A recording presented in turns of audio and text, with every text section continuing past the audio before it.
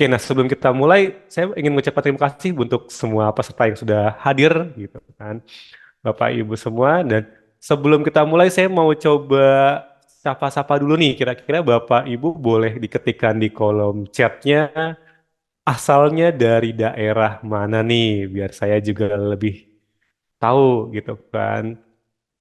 Oke, boleh diketikkan Bapak Ibu di kolom chat. Nah, dari juga saya akan menjelaskan juga buat peraturannya. Untuk ini pastikan Bapak Ibu semua aktif di kolom chatnya. Jadi jika ada pertanyaan bisa langsung diketikkan di kolom chatnya.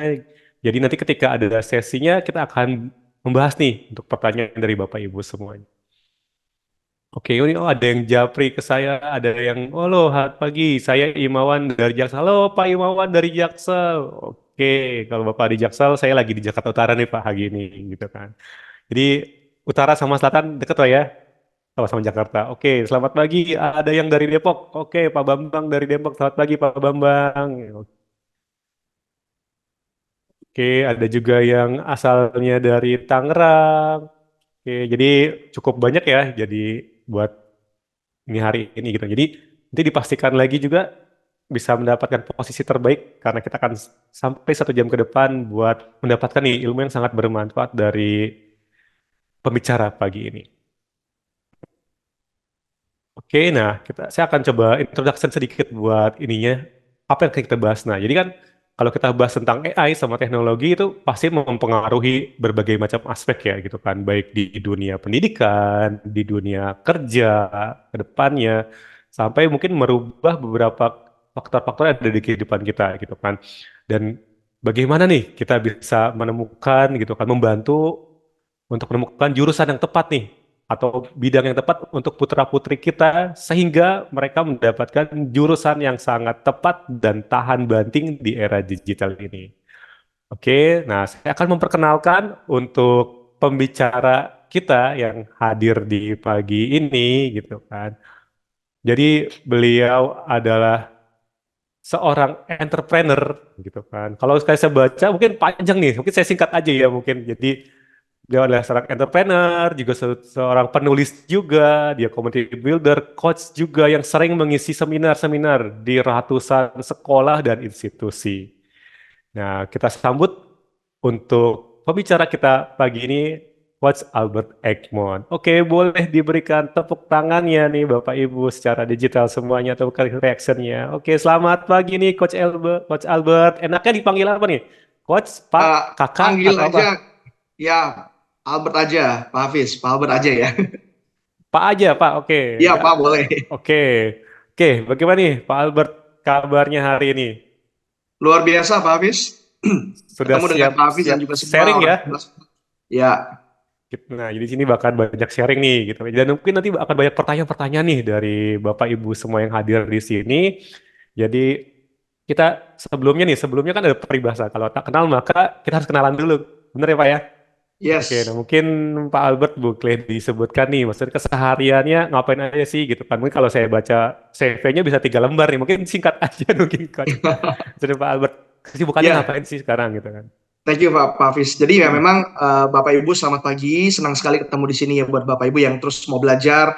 Kegiatan kami di Live Talk Asia, kami banyak mendampingi anak ya. Kami adalah satu-satunya di Indonesia yang mendampingi anak-anak muda untuk menemukan jurusan dan karir sampai yakin ya. Jadi itu yang kami lakukan. Jadi memberikan konseling ya dan juga memberikan konsultasi karir dan jurusan. Juga kami juga membantu banyak anak-anak muda untuk membangun mental health yang sehat ya. Jadi melakukan Hmm. terapi supaya melepaskan trauma dan juga membantu anak-anak kita punya mental yang kuat dalam menghadapi pekerjaan dan juga karir masa depan mereka. Demikian Pak Hafiz. Wis, luar biasa. Ya, tujuannya mulia banget ya, membantu generasi muda buat mendapatkan karir jurusan yang tepat, mental health-nya juga. Jadi ini sangat ini banget nih Bapak Ibu semua nih. Jadi part banget nih buat memastikan putra-putri kita masa depannya lebih terjamin lagi, betul ya Pak Albert ya? Yes Oke, Pak. nah mungkin sebelum kita bahas tema yang beratnya dulu, mungkin di sini juga Bapak Ibu masih banyak yang penasaran sebenarnya AI itu apa sih gitu kan? Maksudnya masih banyak yang mungkin tahu ya sekedar dengar oh AI, oh ChatGPT ya ini ya, baru mungkin AI itu banyak gitu kan. Mungkin boleh dijelaskan nih Pak Albert apa sih AI itu gitu sama mungkin contohnya yang biasa kita temui sehari-hari itu ternyata AI loh kita nggak sadar gitu kan. Nah, mungkin boleh dijelaskan dulu nih.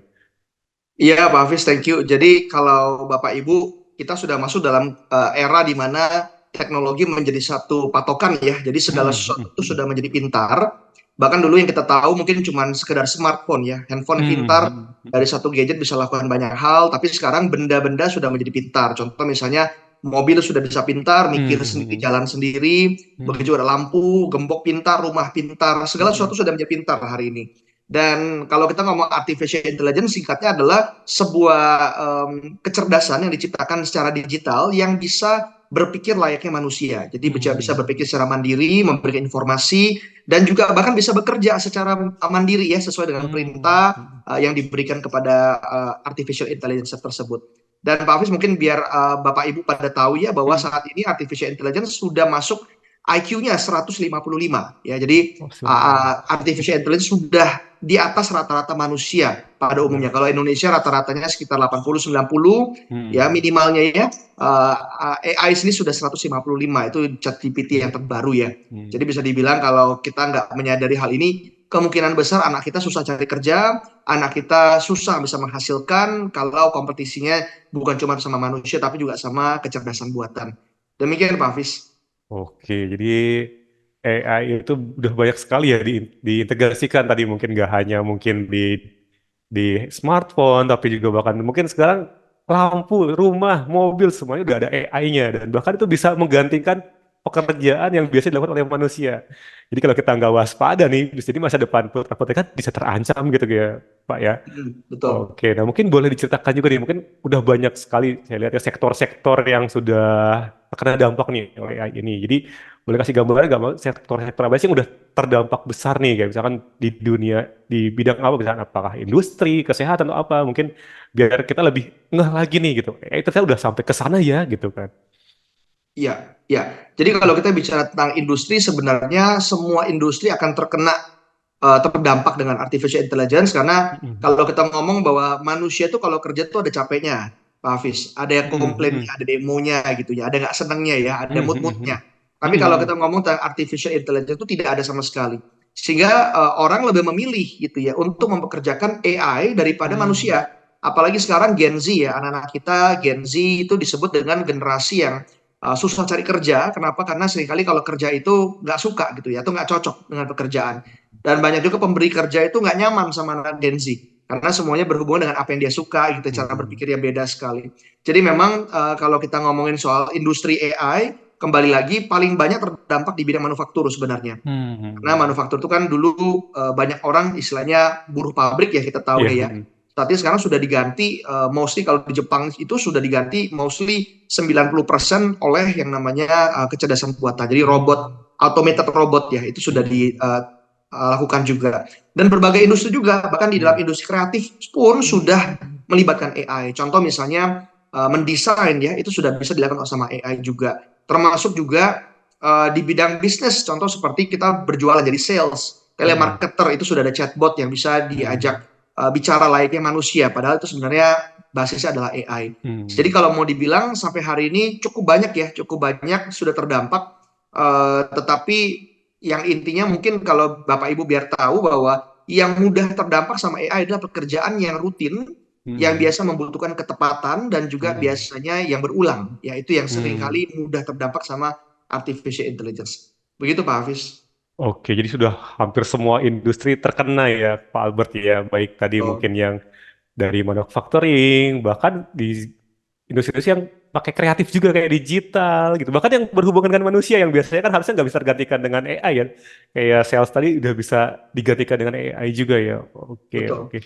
Nah, mungkin juga tadi kan efeknya sudah banyak banget tadi ya di dunia pekerjaan gitu kan. Terus juga, tapi ada nggak sih maksudnya mungkin pekerjaan-pekerjaan tadi kan yang apa resiko tergantikan ya? Atau dengan Hmm. AI ini ada nggak sih cek pekerjaan baru yang bakal bermunculan nih dengan adanya AI? Jadi kita lihat sisi positifnya nih. Oh dengan ada AI bisa jadi ada peluang baru nih atau pekerjaan baru yang bisa dimunculkan, coach. Gimana? Betul. Betul Pak Agus. Jadi memang adanya teknologi baru akibatnya harus ada keahlian baru gitu ya.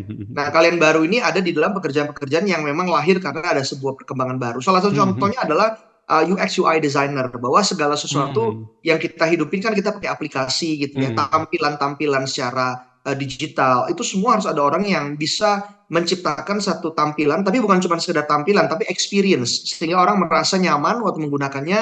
Ya, itu adalah tugas seorang UI designer, UX UI designer. Gitu ya. Ada juga pekerjaan-pekerjaan baru, contoh misalnya seperti digital marketer gitu ya, bagaimana Hmm. beriklan dan sebagainya, itu muncul Hmm. juga baru. Ada juga Hmm. yang namanya big data analyst, itu juga hal Hmm. baru. Ada yang namanya juga cyber psychologist, jadi psikolog itu bukan cuma Hmm. sekedar ketemu, tapi juga secara cyber itu juga ada polanya. Ada data scientist yang sekarang lagi banyak, bagaimana Hmm. menggabungkan pola digital gitu ya, pola bisnis dan juga secara IT digabungin menjadi data scientist. Dan masih banyak lagi sih Pak Hafiz pekerjaan-pekerjaan Hmm. baru yang kalau saya sebutin seperti genetic engineering, drone operator gitu ya, Hmm. financial engineer, community relation, banyak sekali di berbagai aspek Pak Hafiz. Oke, jadi banyak banget nih pekerjaan-pekerjaan yang mungkin kita dulu belum pernah dengar, asing banget nih mungkin di zamannya Bapak Ibu semua. Mungkin kalau zaman dulu nih ketika ditanya kita waktu kecil mau jadi apa cita mungkin ya pilot, dokter, polisi. Nah, tapi sekarang anak-anak sekarang mungkin kalau ditanya mau jadi apa nih ke depannya? Mungkin tadi yang disebutin sama Pak Albert tadi ada yang tadi jadi data analis, jadi programmer segala macam karena emang dunianya sudah mulai bergeser nih dengan adanya AI akan bermunculan pekerjaan-pekerjaan baru terutama tadi yang kalau kita lihat di dunia digital kita banyak kayak tentang UI, tadi tentang data science, cyber security, dan lain-lain. Oke, dan mungkin juga ada nggak sih misalnya dengan perkembangan AI ini pekerjaan-pekerjaan yang kayak, wah saya kayaknya pekerjaan-pekerjaan yang kan banyak orang tuh yang berpikir, wah saya mau cari yang aman aja nih, yang mungkin tidak akan terpengaruh besar oleh digitalisasi atau AI ini gitu. Mungkin ada nggak sih maksudnya pekerjaan-pekerjaan yang emang tidak langsung terpengaruh gitu, maksudnya tetap stay walaupun ada AI, dia tetap aman-aman aja. Boleh nggak dijelaskan juga Pak Albert kayak gitu? Ya, oke. Jadi kalau misalnya pekerjaan tidak terdampak oleh AI, sebenarnya kita harus berpikir dari Hmm. bagaimana penciptaan itu dimulai. Arti kata Hmm. AI itu Hmm. dimulai gitu ya. Hmm. Jadi kalau kita bicara tentang menciptakan AI, ada Hmm. empat pekerjaan, bukan empat pekerjaan, tapi empat bidang yang Hmm. sangat sekali sangat berpengaruh dalam penciptaan AI, gitu ya. Hmm. Di mana AI ini bisa saling melengkapi, itu disebut dengan STEM, Pak Hafiz. Jadi Hmm. pekerjaan yang relating di industri STEM itu Hmm. akan tentu akan sangat luar biasa karena istilahnya ini adalah bagian di mana menciptakan segala sesuatu. Nah, STEM itu disebut dengan apa? Science, Hmm. Technology, Engineering, dan Mathematics. Jadi Hmm. ini empat bagian yang kalau misalnya orang tua mau ambil jurusan-jurusannya harus berhubungan dengan ini. Nah, namun STEM ini banyak disalah artikan bahwa wah kalau gitu anak IPA saja yang bisa sukses. Ternyata Hmm. tidak. Anak IPS juga bisa sukses. Tergantung kepada apakah industrinya nyambung nggak. Contoh misalnya kita Hmm. jadi manajer di perusahaan IT begitu ya, di Hmm. perusahaan teknologi. Ya itu juga pasti punya kesempatan yang besar. Cuman memang Hmm. hanya perannya berbeda. Nah, tapi menurut saya STEM ini adalah satu bidang yang sedang berkembang-berkembangnya luar biasa. Kenapa? Hmm. Karena banyak sekali orang yang nyari nih, gitu ya. Contoh, Hmm. saya kasih satu survei yang saya ambil ya. Dia menemukan bahwa 93% orang-orang yang bekerja di bidang STEM itu gaji rata-rata jauh lebih tinggi.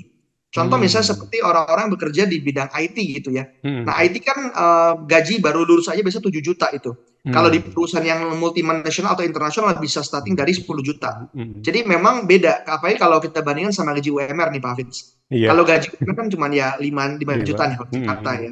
Gitu. Jadi memang cukup beda ya. Cukup ada perbedaan yang drastis juga. Dan pekerjaan yang berhubungan dengan STEM itu akan diramalkan 13% lagi. Arti kata ada ratusan ribu pekerjaan lagi akan muncul di Hmm. tahun 2017 sampai 2027. Jadi memang Hmm. akan sangat punya pengaruh dan juga kebutuhan pekerjaan yang sangat-sangat dicari. Gitu Pak Hafiz. Oke, berarti di dunia ke depan tuh bakal tadi pekerjaan kita menggunakan STEM ya, Science, Teknologi, Engineering, dan Matematik. Jadi walaupun juga tadi nggak hanya anak IPA aja ya bisa sukses katanya, tapi anak IPS juga bisa sukses. Yang penting tadi dari awal mungkin persiapannya sudah jauh lebih baik lagi dan tadi industrinya berhubungan dengan industri yang lagi berkaitan sekarang. Nah, nih mungkin Bapak Ibu nih kalau ada pertanyaan bisa langsung diketikkan aja di kolom chat, jadi kita langsung bisa bacakan, jadi bisa langsung tanya juga nih ke Pak Albert nih, jarang-jarang nih Pak Albert bisa mengisi nih di hari Sabtu loh, hari Sabtu hari biasanya dia lagi keliling di mana-mana ya biasanya.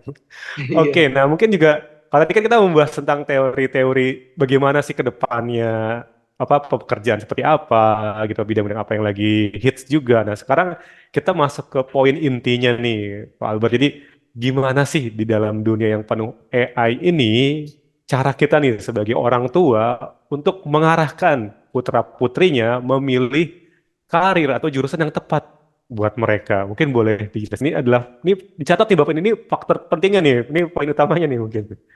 Iya, iya Pak Fit. Jadi memang Ah, walaupun kita sudah tahu bahwa STEM itu bagus, tentu kita akan mm-mm, mengarahkan anak kita ke situ ya. Tapi mm-mm, saya banyak juga menemukan anak-anak itu yang tidak memiliki kemampuan gitu ya, mm-mm, ataupun kesesuaian dengan pekerjaan STEM.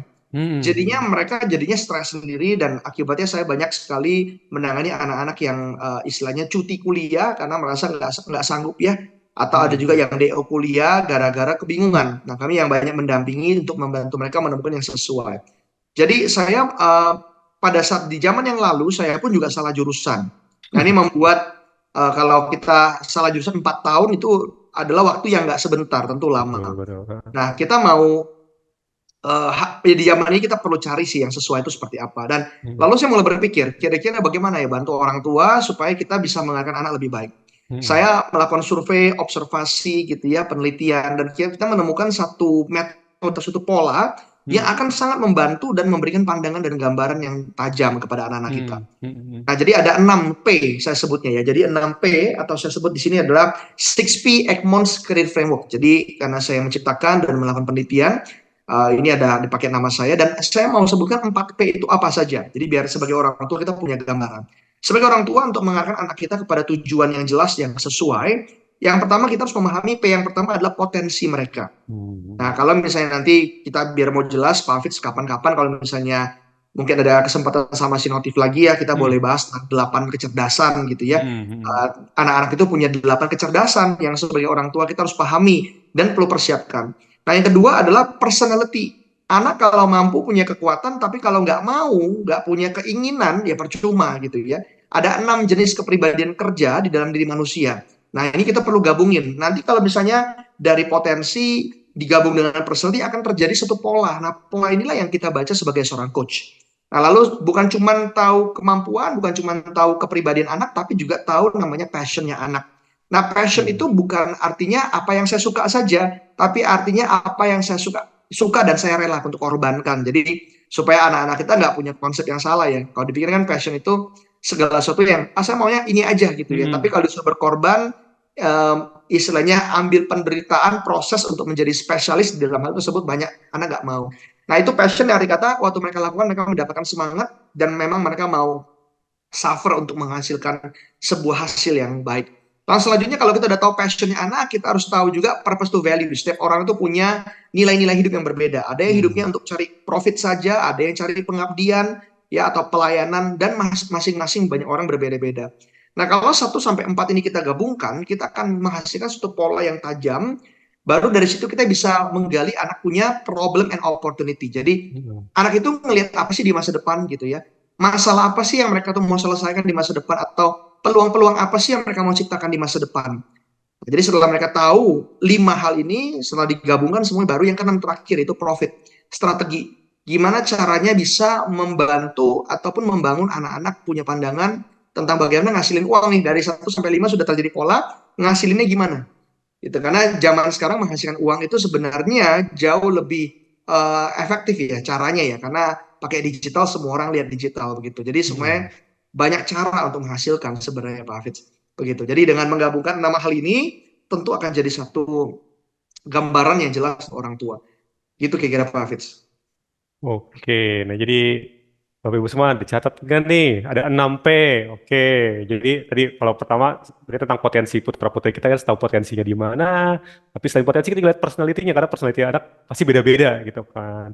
Terus juga lihat juga passion-nya dia kemana, terus kita lihat juga purpose to value-nya, nah setelah 4 ini dapat, kita lihat peluang di masa depan, dan terakhir profitnya. Yang penting ujung-ujungnya pasti kan sesuatu itu harus menghasilkan profit ya. Mereka mau Betul. bekerja, mereka usaha, harus ada profitnya gitu. Jadi kita pastikan semuanya ini bisa terasa dengan baik sehingga mereka bisa mendapatkan apa yang mereka mau. Gitu. Oke, oke. Nah ini ada pertanyaan nih Japri ke saya langsung, Coach. Tadi kan dibilangnya, Hmm. da- jadi, nah sejak kapan sih kita harus mengenali? Mungkin tadi kan mengenali kayak anak saya karirnya kayaknya jurusan tempat ini nih, karirnya tepat sih.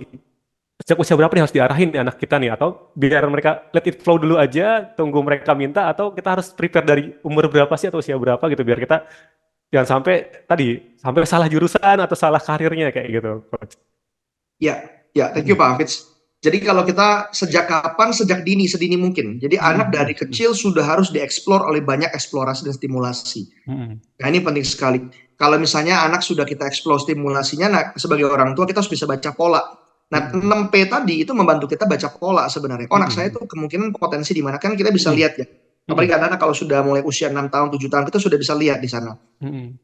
Dan pada saat itu, kalau kita sudah bisa punya gambaran gitu ya, kita baru bisa kasih stimulasi yang makin dalam terhadap potensi tersebut. Contoh misalnya, anak kita punya kemampuan tuh, kok kelihatannya dia lebih ini ya, punya ketertarikan sama matematika, contoh begitu. Mm-mm. Dan hal-hal yang bentuknya problem solving mereka suka gitu. Mm-mm. Nah, ada baiknya kita kasih stimulasi yang berhubungan.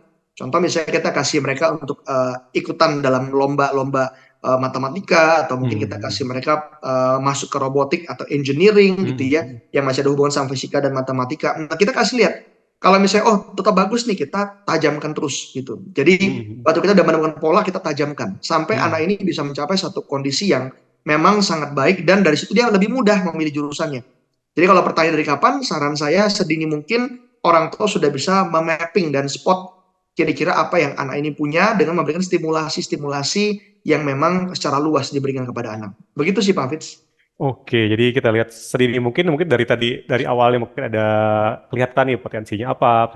Kita harus mulai arahkan agar mungkin tadi jangan sampai udah telat ya, udah kuliah mereka baru nyesel, udah SMA baru nyesel. Jadi dari dini nih Bapak Ibu semua kita pastikan semuanya sudah ini. Dan tadi ngomong-ngomong tentang STEM gitu kan, pastinya di STEM tadi terutama Coach bilang tadi contohnya di matematika gitu kan, pasti butuh nih maksudnya yang namanya pembimbing buat belajar gitu kan. STEM ini kan pasti berhubungan dengan mungkin matematika, fisika, kimia, terutama mesti dalam bimbingan belajar kayak contohnya simulatif nih coach gitu kan. Nah, kalau pendapat coach nih buat dengan masa depan anak-anak kita banyak di dunia STEM, perlu nggak sih maksudnya bimbingan belajar yang emang bisa mengarahkan putra-putri kita buat maksimal nih di dunia STEM tadi? Gimana coach?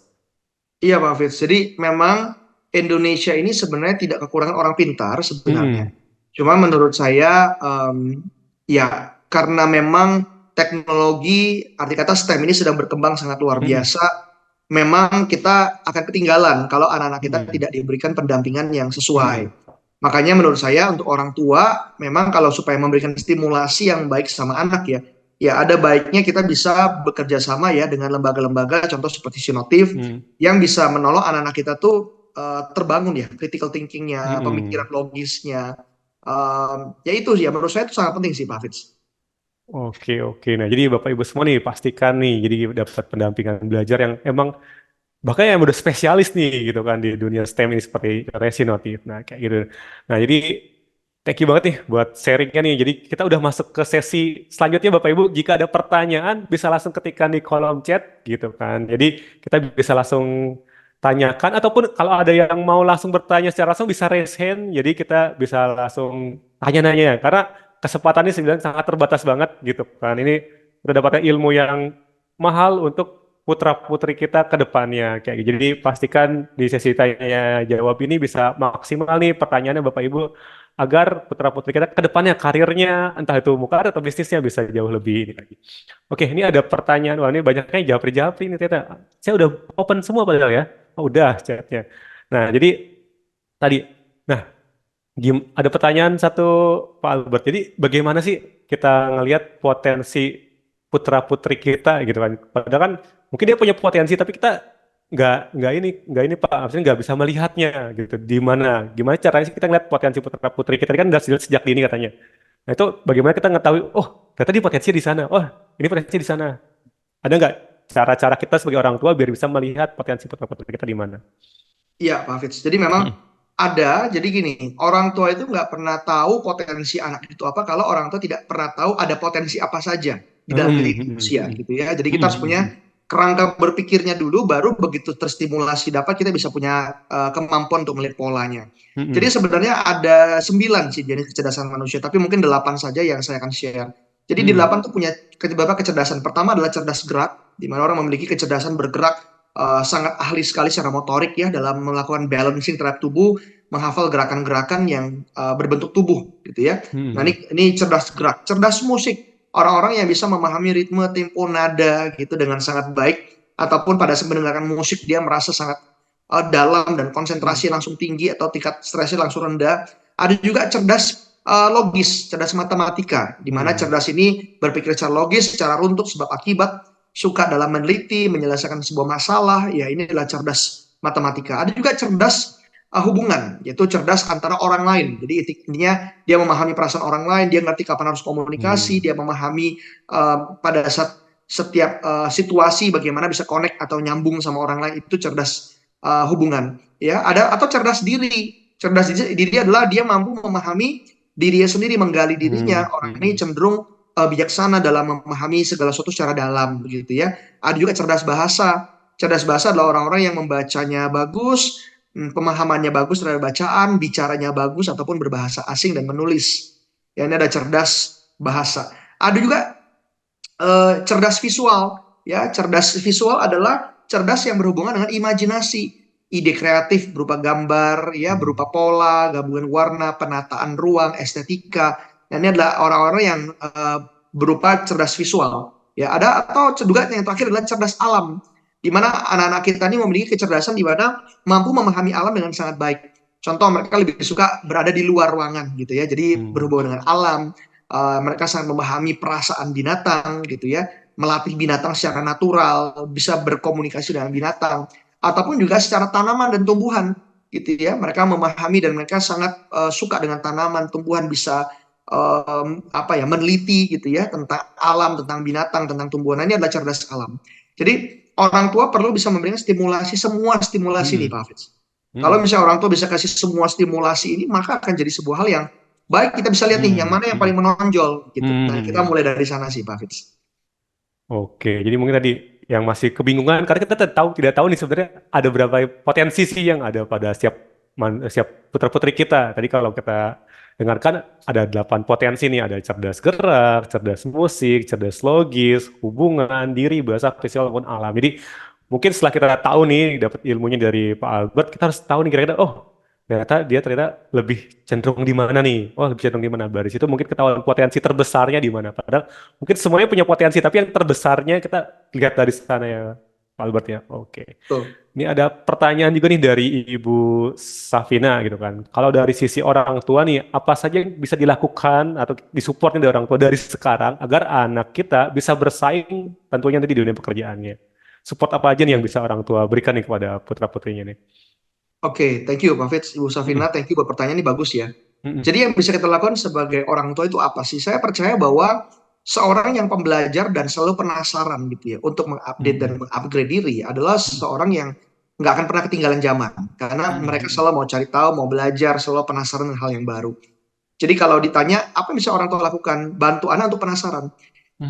Diskusikan dengan anak tentang apa yang terjadi di masa depan, something yang Mm-mm. baru yang dia tidak ngerti hari ini. Itu yang membuat anak itu apa sih Pak, apa sih Bunda, apa sih Ayah. Nah ini akan menjadi sebuah pertanyaan yang akibatnya anak itu mau cari tahu. Yuk kita bantuin Mm-mm. anak menstimulasi dengan pertanyaan-pertanyaan yang fokusnya ke masa depan gitu ya. Contoh, kita bisa bantu anak untuk ngelihat tentang masa-masa sekarang tuh lagi ngomong tentang iklim gitu ya, Mm-mm. lagi Mm-mm. ngomongin tentang air, Mm-mm. diramalkan 2025 ke atas air itu akan kering di bumi gitu dan sebagainya. Mm-mm. Nah, sampaikan hal-hal yang menjadi problem, peluang di masa depan. Jadi anak tuh terbangun pemikirannya bukan dari pemikiran cuma menjalani hidup, tetapi berpikir bagaimana saya bisa memberi jawaban dan solusi bagi kehidupan di masa depan. Nah, ini ada sebuah pandangan yang wajib orang tua lakukan. Lalu apalagi yang perlu dilakukan supaya anak bisa bersaing? Yang menurut saya kedua adalah melatih mental. Karena banyak anak-anak kita tuh mentalnya nggak kuat ya. Banyak sekali kita Mm-mm. setuju anak Gen Z ini istilahnya mentalnya tempe. Kenapa? Memang karena didesain teknologi itu membuat segala sesuatu instan dan kurang proses. Segala sesuatu Mm-mm. cepat dan terlalu banyak pilihan. Gitu. Jadi Mm-mm. memang sebagai orang tua kita harus perlu bisa mengajarkan prinsip-prinsip bagaimana menghadapi tantangan, kesulitan dan bangkit daripadanya. Nah ini penting sekali. Dan yang menurut saya yang ketiga adalah kasih anak skill. Latih anak dengan Mm-mm. skill-skill baru. Jadi kalau saya sebut high income skills, ajak anak untuk belajar skill-skill yang dibayar mahal gitu ya. Contoh seperti skill negosiasi, skill digital marketing, ya, Mm-mm. skill yang berhubungan dengan apa, uh, copywriting gitu ya, Hmm. skill yang berhubungan dengan STEM gitu ya. Ini adalah public speaking, ini adalah skill-skill yang sangat dibutuhkan sekali juga di masa depan. Bukan cuma soft skill tapi juga technical skill. Matematikanya Hmm. harus bagus juga, Hmm. fisikanya juga baik ya. Yang si Notif ajarkan menurut saya sangat bagus untuk memandu anak supaya punya satu kemampuan berpikir ya untuk menyelesaikan sebuah permasalahan. Jadi menurut saya itu sih Mam Safina ya. Jadi tiga itu bisa kita lakukan dari sekarang dan sebenarnya banyak sekali ya bisa kita lakukan. Tapi menurut saya kita bisa starting dari starting point itu dulu sih. Kira-kira gitu Pak Hafiz. Oke, jadi dipastikan ada 3 poin tadi ya, Ibu Safina. Jadi kita bisa memastikan nih dari sekarang untuk mensupport putra-putri kita sehingga nanti bisa bersaing di dunia pekerjaan. Oke, ini ada yang private lagi ke saya dari Ibu Ana gitu kan. Nah, kalau Julia kan kita menghadapi ya coach ya. Kalau hadapi itu kan kayak bertentangan nih dengan AI. Sebenarnya bisa Ya. nggak sih AI justru membantu nih putra-putri kita dalam mempersiapkan masa depannya? Nah, jadi gimana cara kita justru memanfaatkan nih bukan bertentangan dengan AI gitu, tapi kita manfaat AI yang ada untuk memastikan masa depan putra kita biar lebih baik lagi. Yes, ini sebuah pernyataan yang sangat bagus sekali ya. Mm, Pada akhirnya memang AI akan dipergunakan oleh manusia. mm, Tetapi yang bisa mempergunakan AI hanyalah manusia-manusia yang memang memiliki kecerdasan ataupun kemampuan-kemampuan yang bisa mengelola AI. Arti kata mm, mm, AI itu kan punya satu hambatan ya. Arti kata ya, AI itu tidak bisa berkomunikasi dengan baik. Arti mm, kata AI itu masih dalam kondisi di mana punya batasan gitu mm, ya. Nah, komunikasi itu kan antar manusia cuma manusia yang punya gitu iya, ya, berhadapan dengan manusia, berhadapan dengan perasaan, emosi itu cuma manusia yang punya. Jadi manusia-manusia yang memiliki kemampuan seperti emotional intelligence yang baik, mm, mm, kepemimpinan yang baik gitu ya, cara berkomunikasi yang baik, membina hubungan yang baik, bahkan punya skill-skill yang berhubungan dengan bagaimana pengelolaan teknologi gitu ya, pengelolaan digital. Nah, ini adalah orang-orang yang akan bisa bekerja sama dengan AI karena memiliki mm, mm, skill-skill yang dibutuhkan di masa depan. Tapi orang-orang yang tidak punya skill-skill ini gitu ya, yang public speaking juga nggak bisa, komunikasi juga mm, nggak bagus, antisosial, hubungan sama orang juga susah, kerjasama dengan tim juga sulit gitu ya, dan kemampuan teknikalnya juga nggak baik, apalagi ditambah dengan mental yang tidak baik, tentu ini akan bertentangan dengan AI. Jadi kalau mm, saya sarankan kita orang-orang Indonesia, memang anak-anak kita di Indonesia harus meningkatkan skill sampai skill kita itu bisa bekerja sama dengan AI. Karena AI ini mm, sangat pintar sekali dan memang nggak boleh dipegang sama orang-orang yang tidak memiliki skill tersebut. mm. Gitu Pak Hafiz. Oke, jadi buat Bu Ana ini pastikan lagi nih. Jadi kita harus bisa memiliki skill yang bisa justru mengendalikan AI-nya ya gitu kan. Jadi biar kita ke depannya pun justru terbantu dengan adanya AI ini. Nggak jadi malah kita yang justru ketergantungan sama AI. Nah mungkin ini salah satu case yang sering terjadi mungkin di lapangan Pak Albert. Jadi banyak sekali nih siswa-siswi kita contohnya. Misalkan ketika ada kesulitan, mereka kayak, oh dengan AI kayak nggak mau ribet nih. Contohnya, mereka langsung tanya aja, ketik di Google, ketik di AI, langsung dapat jawabannya tuh.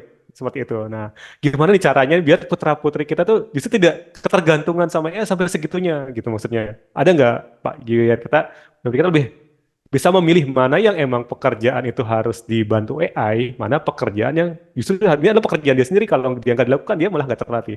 Bisa nggak di ini jelaskan? Ya, Nah. thank you Pak Hafiz. Jadi kalau kita bicara soal itu ya, arti kata anak-anak istilah jadi bocoran gitu ya, pokoknya nggak susah, semuanya Google, AI Iya. gitu ya.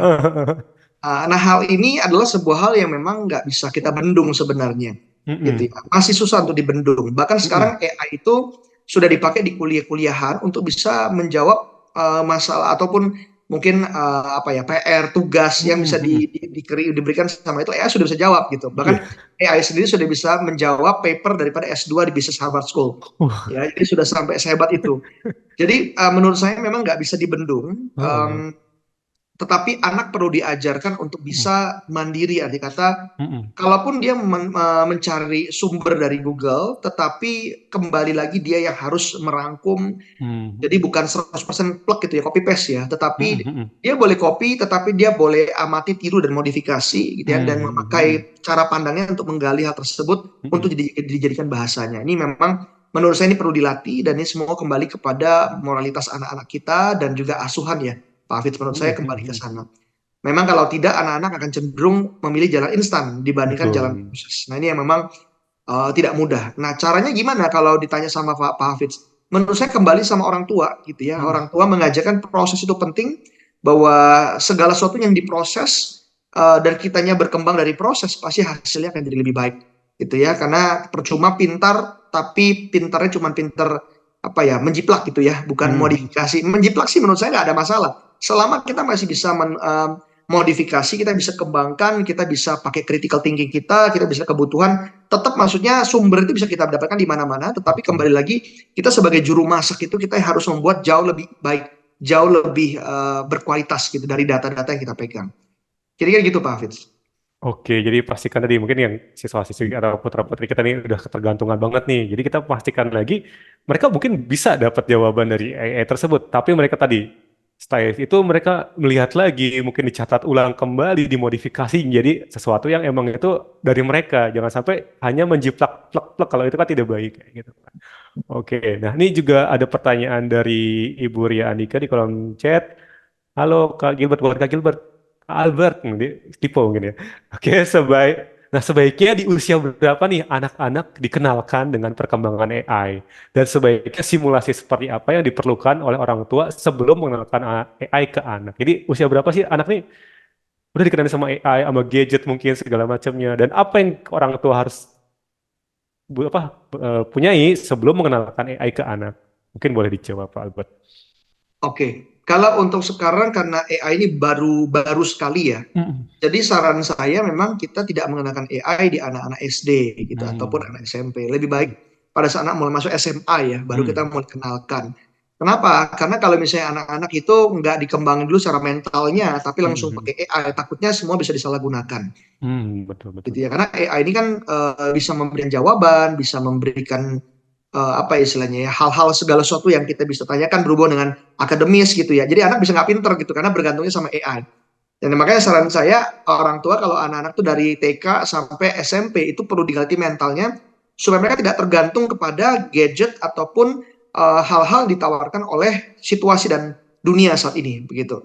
Jadi anak udah punya mental yang kuat, dia Hmm. ngerti mana yang saya bisa pakai untuk keuntungan saya secara positif gitu ya, mana yang saya tidak boleh pakai walaupun tuh Hmm. kesannya apa ya positif tapi merusak saya punya nilai diri begitu. Nah ini perlu ada perbedaan Pak Fit. Menurut saya ini perlu diajarkan. Jadi kalau ditanya kapan, menurut saya sebagai SMA kelas satu, Hmm. kelas 2 anak udah punya mental ya kalau kita ngomong usia gitu ya. Tapi Hmm. sebaiknya kalau anak memang belum siap ya sebenarnya gini sih, anak juga bagaimanapun juga akan ketemu sama AI Pak Hafiz Iya. gitu ya. Kalau mereka searching internet pasti akan ketemu juga gitu. Hmm. Cuma menurut saya kita jadi orang tuh jangan terlambat dalam mempersiapkan mental supaya anak itu tidak tergantung dan bergantung penuh sama AI. Karena pada saat listrik mati ini down semua, AI nggak bisa digunain, jangan sampai manusia jadi nggak bisa ngapa-ngapain gitu ya. Nah ini yang jadi bahaya ya kan, karena ketergantungan kita sangat besar. Contoh misalnya Pak Hafid, saya adalah orang yang nggak gampang untuk hafal jalan ya. Saya tuh orang begitu. Hmm. Kalau dulu mau pergi mana-mana, saya tuh selalu ambil peta, nanya orang gitu ya. Saya cek satu-satu gitu. Tapi pada saat ada teknologi jalan Google gitu, Map saya nggak ya. usah mempersiapkan lagi. Saya nggak pusing. Kita langsung aja pencet Waze, Google Map gitu ya, langsung muncul. Tapi ketakutannya gini, pada saat signalnya mati, Iya betul. nggak bisa pakai handphone gitu ya. Saya punya nggak insting untuk mencari jalan sendiri? Nah itu Hmm. jadi pertanyaan kan ya. Jadi itu yang menurut saya penting untuk orang tua tuh isi dan kembangkan dari saat ini Pak Hafiz. Oke, oke. Jadi untuk pertanyaannya dari Ibu Ria, jadi pastikan mungkin anak-anak punya mental yang kuat dulu ya. Mungkin kalau mungkin masih terlalu dini SD sampai SMP, mungkin mereka tadi belum bisa melihat mana memilih yang mana baik ataupun yang buruknya. Mungkin ketika udah SMA, mental sudah terbentuk, baru kita mungkin ajarkan AI tersebut kepada terputri kita. Tapi sejak dini kita sendiri harus mengembangkan tadi, mengontrol nih anak-anak apakah AI itu seperti apa yang bagus, seperti apa yang buruk. Karena secara nggak langsung mungkin ya sejauh ini kita lihat anak-anak dari kecil sudah melihat AI itu sendiri seperti apa. Bahkan kalau mungkin di rumah-rumah sudah pakai smart home mungkin dia mau nyalain lampu aja tinggal tinggal teriak lampu nyala. Mau apa sekarang udah banyak sekali AI seperti itu. Oke, jadi kita harus memberikan pengenalannya. Jadi tapi mereka tahu oh ini baik buruknya seperti apa. Nah, ini ada juga pertanyaan lagi dari Ibu Raina Kubaini gitu kan. Nah, seiring berjalannya waktu, AI mungkin akan take over nih, Bar, take over pekerjaan-pekerjaan manusia. Nah, mungkin bidang apa saja yang bagus untuk dimasuki, yang tidak kemungkinan nggak akan diambil alih oleh AI. Ada nggak sih bidang yang nggak bisa diambil oleh AI? Ini pertanyaannya mungkin gitu, Kak Albert. Iya Pak Hafiz. Jadi kalau kalau kita ngomong ada nggak sih Makin ke depan makin tidak ada, semuanya akan ada unsur Hmm. AI di dalamnya. Jadi AI itu akan menguasai dunia, itu sudah pasti. Artinya menguasai itu Hmm. ketika gini, bukan menguasai jadi kita jadi di bawahnya, bukan Di bawah itu ya ya. maksud. Tapi menguasai arti kata di seluk-beluk kehidupan kita, pasti kita akan ketemu dengan AI gitu.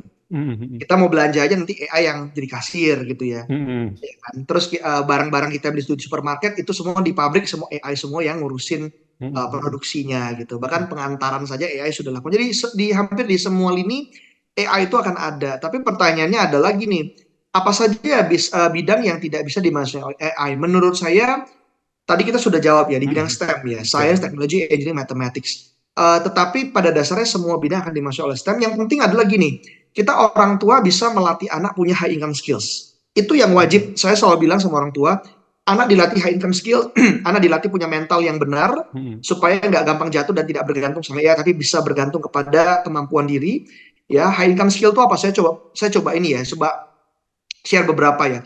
High income skills adalah belajar public speaking, content Hmm. marketing, ya, atau belajar tentang sales, belajar tentang copywriting, digital marketing, belajar tentang web design, belajar tentang coding, ya, belajar tentang cyber security, belajar tentang blockchain. Ini adalah high income skill yang kalau anak-anak kita dikasih kemampuan belajar, maka anak ini bisa punya celah gitu ya untuk mendapatkan atau menghasilkan sesuatu yang baik di masa depan nanti. Jadi kembali menurut saya ujungnya semua bidang akan dimasukin, tapi yang paling menjadi fokus utamanya adalah anak bisa ada di dalam kondisi punya kemampuan skill dan mental yang tepat. Itu Pak Hafiz. Oke, jadi mungkin kalau lambat laun nih, mungkin semua akan ada AI-nya ya gitu, walaupun nggak benar-benar AI bakal meng-take over semuanya gitu kan. Yang pasti tadi putra kita harus memiliki high income skill tadi seperti public speaking, digital marketing dan lain-lainnya agar justru kita tidak dikendalikan AI, kita yang mengendalikan AI justru sebenarnya. Oke. Nah, mungkin ada kalau pertanyaan-pertanyaan lagi kayak gini. Jadi kan kalau misalkan sekarang AI itu ya, kita nggak bisa, mungkin anak-anak sekarang dari kecil mungkin ada yang dikasih gadget, dikasih smartphone, dikasih apa gitu. Secara nggak langsung, tadi mungkin sejak dini mereka udah terbiasa dengan AI kayak gitu kan. Nah, bisa nggak sih maksudnya sebagai orang tua kita mengatur bagaimana sih buat membatasi misalkan, oh ternyata apakah kayak, dan bahkan kayak saya lihatnya sosial media sih lebih lebih ininya. Di sosial media mungkin seperti Instagram, seperti YouTube, mereka dapat banyak ini. Apakah pengaruh sosial media itu akan sebesar itu buat kayak anak-anak bisa tahu AI lebih dini gitu kan? Soalnya kalau masih kecil kita nggak, tadi dibilang mungkin SMA gitu kita berkenalan. Nah, dengan sekarang sosial media yang begitu pesatnya gitu, gimana cara kita ngatur nih anak-anak kita mungkin dapat informasi yang benar, informasi yang salah dari sana seperti apa sih gitu memfilternya? Ya, jadi kalau menurut saya memang orang tua kita perlu mengajak anak screen time ya Pak Hafiz. Karena kalau misalnya nggak screen time, anak kita tuh akan masuk dalam sebuah kondisi yang ketergantungan penuh dengan gadget dan sebagainya. Nah, seperti yang saya bilang bahwa AI ini ya pasti anak itu at one time ya pasti waktu dicari-cari pasti yang ketemu, apalagi kalau anak udah ngerti download gitu ya kan, kayak Play Store ya, Apple Store. Itu kalau mereka udah ngerti, mereka akan lama-lama akan lambat laun akan paham. Jadi kalau misalnya kita ngomong soal batasan apa yang diberikan, menurut saya kembali kepada orang tua sih sebenarnya Pak Fitz. Jadi kembali orang tua memberikan apa ya istilahnya nilai-nilai ya dalam pengelolaan diri, disiplin diri, dan juga filter diri ya bahwa anak itu perlu bisa sharing sama orang tua apa yang dia mau download, apa yang khusus anak-anak di bawah SMP ya sampai anak SMP awal itu mereka juga bisa perlu-perlu ada komunikasi sama orang tua dan mengajarkan prinsip-prinsip yang benar. Eh, tapi kalau menurut saya sih yang penting adalah anak perlu diajarkan satu mindset ya untuk memfilter segala sesuatu. Bahwa anak perlu diajarkan bahwa mereka bukan sebagai penikmat, jadi mereka sebagai pencipta.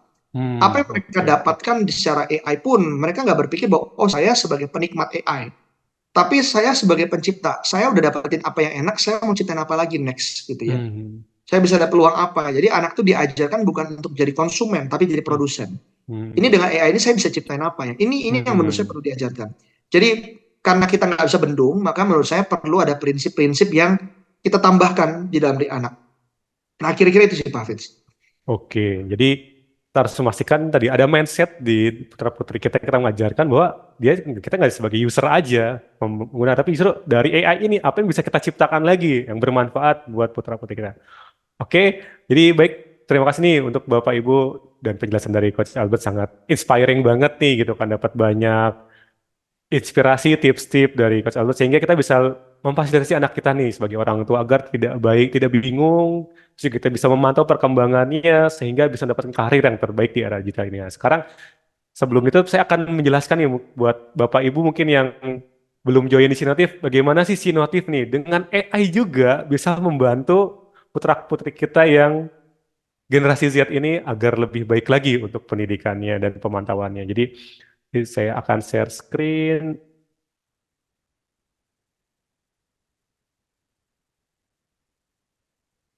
Oke, jadi ini tadi webinar kita di pagi ini gitu. Kita benar-benar harus siap nih menghadapi AI karena AI tadi di semua kondisi ada, dan thank you juga buat Coach Albert buat saran-saran sehingga kita bisa menentukan jurusan yang tepat nih di era digital. Nah, setelah ini saya akan putarkan video dari Sinotif, boleh disaksikan. Dunia berubah begitu cepat. Dahulu kita membaca majalah dan buku secara fisik, memutar kaset dan CD untuk mendengarkan musik dari penyanyi favorit. Saat ini, kita tidak perlu menunggu untuk menonton tayangan favorit. Dan juga untuk mengakses sumber belajar berkualitas juga begitu mudah dan menyenangkan. Sinotif menghadirkan kelas virtual, live interaktif untuk matematika, fisika, dan kimia dengan guru spesialis di bidangnya. Kami telah melayani ribuan siswa yang tersebar di berbagai kota dan kabupaten di Indonesia hingga mancanegara. Dengan pengalaman lebih dari 20 tahun dengan Sinotif Learning Method dan Continuous Improvement, Sinotif telah terbukti berhasil membantu meningkatkan nilai siswa dalam meraih prestasi dan kampus impian mereka. Oke, jadi dunia berubah begitu cepat. Oke, jadi seperti itu Bapak Ibu. Jadi kita harus bisa memanfaatkan AI atau perkembangan zaman dengan lebih baik lagi. Seperti tadi mungkin banyak sekali yang dulu di dunia kita masih tadi zaman old yang sebelah kiri, tiba-tiba sekarang dunia seperti kita udah menjadikan zaman yang baru gitu. Dulu waktu kita kecil ingat banget kalau mau nonton TV harus tunggu, wah nanti jam 9 filmnya ini. Kalau sekarang ada YouTube, kita mau kapan pun nonton kita bisa gitu kan. Nah, jadi pastikan pembelajaran sekarang pun pembelajaran buat putra-putri ibu sudah memiliki teknologi terbaru. Contohnya di Sinotif sendiri, tadi seperti dijelaskan, pembelajarannya live interaktif secara online. Jadi pembelajarannya itu bisa tatap muka secara langsung, tapi lewat media yang sudah lebih canggih, yaitu kita bisa via Zoom, dan nanti juga tadi ada papan tulis digitalnya, sehingga kita bisa menulis langsung di sana, dan putra-putri kita juga bisa langsung melihat. Dan di sini juga ada beberapa program Sinotif, ada Premier Diamond adalah les one-on-one antara satu guru, satu siswa. Jadi privat dan ada garansi uang kembalinya. Terus juga ada platinum, nah ini belajar juga sesuai dengan kebutuhan. Nah tadi mungkin banyak nih yang kalau tanya itu langsung ke AI dan dia langsung jiplak-jiplak ya. Sebenarnya kalau di platinum kita bisa sesuai kebutuhan. Mau tanya apapun, belajar apapun tentang matematika, fisika, kimia, ada guru yang membantu. Kayak gitu. Dan guru ini sudah pasti penanganannya personal sesuai dengan siswa-siswanya. Jadi nggak jawabannya nggak plek-ketik sama seperti buku dan sebagainya, tapi personal tergantung siswanya seperti apa gitu kan, kebutuhan seperti apa. Dan kita juga ada pilihan ketiga, ada Premier Gold. Nah ini untuk kelas klasikalnya, satu kelas hingga 15 orang. Nah ini bisa belajar sesuai dengan kelompoknya. Jadi misalkan ya kelas 7 dengan kelas 7, kelas 8 kelas 8, jadi sesuai dengan kelompoknya sehingga asosiasinya lebih banyak lagi dan modulnya lengkap dan sistematis. Dan terakhir bisa nggak sih belajar secara mandiri sendiri? Nah di situ juga kita ada namanya kelas Premier Silver. Nah, di sini ada website belajarnya dan ada juga aplikasi tanya jawab soal. Jadi bisa tanya kapanpun dan dimanapun PR. Jadi dengan AI ini justru kita membantu anak-anak tuh belajar jadi lebih baik. Tidak seperti itu Bapak Ibu. Nah, terus juga di Scientif ada 4 pilar, yaitu pertama specialize. Jadi specialize adalah gurunya sudah ahli di bidangnya masing-masing. Tadi kan seperti dibilang, dunia ke depan akan penuh dengan STEM. Nah, di sini gurunya udah ahli banget nih di matematika, fisika, dan kimia. Jadi semua problem-problem matematika, fisika, atau kimia bisa ditangani oleh guru-guru yang ada di Sinotif. Yang kedua ada systemize, jadi belajar secara sistematis. Dari soal yang paling mudah, dulu soal yang tingkat medium, sampai tingkat paling susah. Jadi belajar bertahap, sehingga ketika mengalami kesulitan di kemudian hari karena mereka udah terbentuk pola pikir yang baik gitu. Jadi mereka tetap bisa melakukannya. Jadi tidak hanya kalau AI kan jawab hari itu bisa, besoknya lupa. Nah, kalau di sini kita belajar sistematis berarti pemikiran atau konsepnya akan jauh lebih baik ya. Ketiga juga personalize, belajar sesuai dengan kebutuhan karakter belajar siswa. Jadi misalnya ada siswa yang tadi punya ininya belajarnya auditori, kinestetik maupun visual, mereka akan disesuaikan gaya belajarnya sehingga bisa lebih mudah lagi dalam pembelajaran sehingga maksimal hasilnya. Dan terakhir kita ada limitless, yaitu layanan belajar tambahan 24 jam nonstop. Jadi teknologi tercanggih kita ada website belajarnya dan ada aplikasi jawab soal yang ketika dibutuhkan bisa membantu putra-putri kita untuk membantu menjawab pertanyaan mereka. Nah, selanjutnya saya akan putarkan satu video lagi. Waktu adalah hal yang paling berharga dan tidak bisa diulangi kembali. Ketika anak-anak menginginkan waktu kita untuk menemani belajar, kita terlalu sibuk bekerja. Begitu juga anak-anak. Waktu mereka sudah habis digunakan di sekolah, macet di perjalanan, hingga kegiatan sepulang sekolah. Jika kita mencintai anak kita pasti akan memberikan yang terbaik. Sinotif, bimbel live interaktif teman terbaik menemani si kecil belajar kapan saja dan di mana saja. Dengan Sinotif Learning Method dan Continuous Improvement, Sinotif terbukti berhasil meningkatkan nilai siswa selama lebih dari 20 tahun. Karena waktu begitu berharga, bersama Sinotif, aku bisa memiliki waktu berkualitas bersama keluarga. Oke, jadinya pastinya Bapak Ibu semua kita sangat mencintai nih putra-putri kita dan kita maunya memberikan yang terbaik buat mereka. Dan sekarang dengan seiring perkembangan zaman, dunia yang penuh dengan AI dan masa depan yang lebih banyak dengan STEM, pastinya Bapak Ibu memerlukan bimbingan belajar yang paling sesuai. Gitu. Kalau Bapak Ibu sangat mencintai putra-putrinya, pastikan bisa join bersama Sinotif. Gitu. Karena di Sinotif sendiri kita sudah sangat spesialis di sana, di dunia matematika, fisika, dan kimia. Dan ini juga salah satu bentuk cinta Bapak Ibu semua dalam hari ini kita akan berikan spesial juga nih, akan memberikan sebuah tools untuk Bapak Ibu semua untuk mengetahui nih. Jadi sudah sampai mana sih kemampuan putra-putri kita dalam bidang eksaktanya, terutama di matematika. Terutama apalagi mau naik kelas nih sebentar lagi. Nah, jadi kita harus tahu nih sudah sampai mana putra-putri kita menguasai matematika yang ke depan yang akan digunakan di dunia yang penuh AI ini.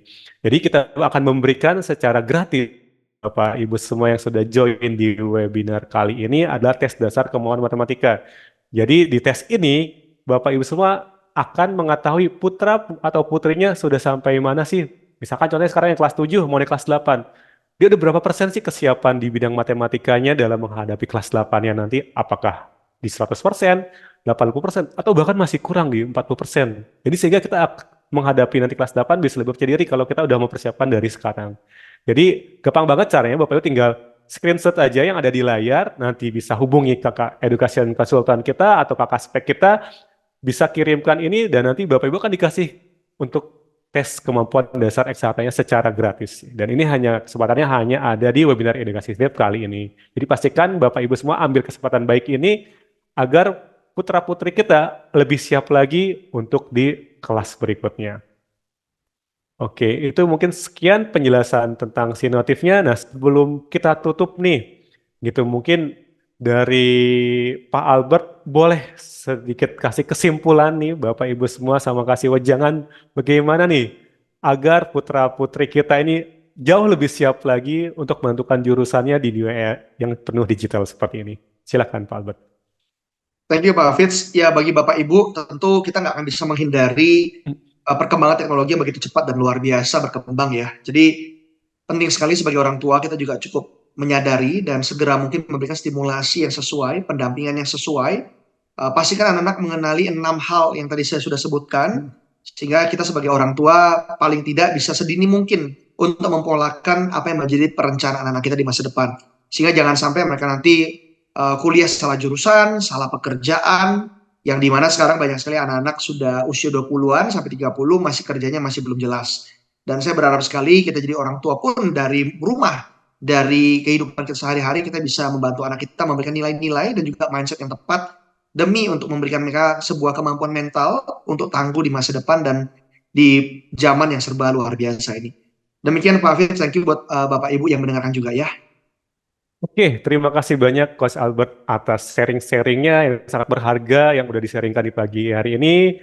Terima kasih juga untuk Bapak Ibu semua yang sudah stay tune dari jam 10 sampai sekarang mengikuti webinar edukasi Sinotif. Jangan lupa juga tetap terhubung di sosial media Sinotif baik di Instagram, YouTube maupun di websitenya karena kita akan infokan lagi nih kegiatan-kegiatan yang bermanfaat di episode berikutnya. Siapa tahu nanti Coach Albert tadi akan memberikan sharing-sharing mungkin nanti kesempatan lain tentang hal-hal yang bermanfaat lagi. Nah, mungkin ini adalah ending dari webinar edukasi saintifik pagi ini. Kami mengucapkan terima kasih kepada semuanya. Selamat berakhir pekan, selamat berlibur. Terima kasih semuanya. Thank you Bapak Ibu semua. Terima kasih Coach Albert. Terima kasih Pak Hafid, terima kasih semua Bapak Ibu.